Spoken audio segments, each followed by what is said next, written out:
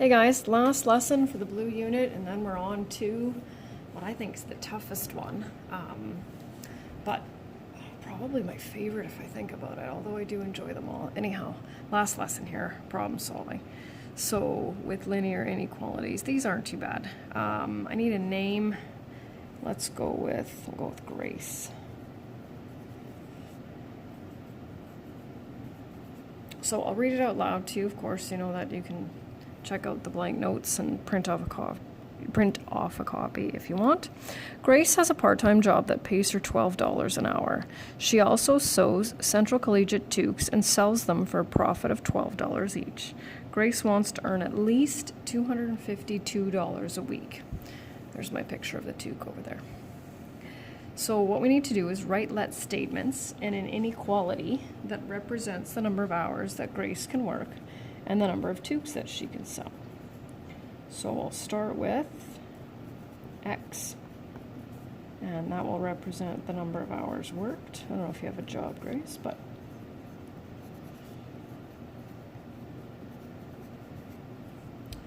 and then we'll of course let Y equal the number of toques sold. Not exactly toque weather, but that's okay. Toques sold. Okay, so what numbers do we need to use? Well, what number goes with the number of hours worked? Well, she makes $12 an hour, so $12 an hour. And then she also makes $12 on each toque. And then, of course, we're going to have 252 here. And now we have to determine, okay, do we use greater than or equal to, less than or equal to, greater than or less than? Well, she wants to make at least, so we'll have that equal sign in there, 252. So we need greater than. And now we need to graph. And so I think the easiest way to graph is to probably isolate Y. So we'll move some terms over here.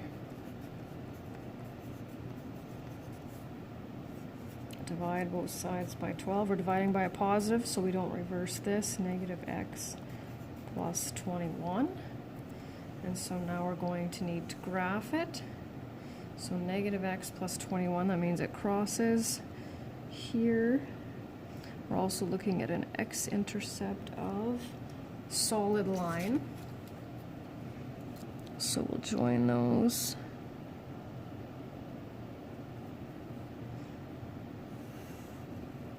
Now, you can use a test point for this if you want, but if you think about it, are possibilities on this side of the line or on this side of the line.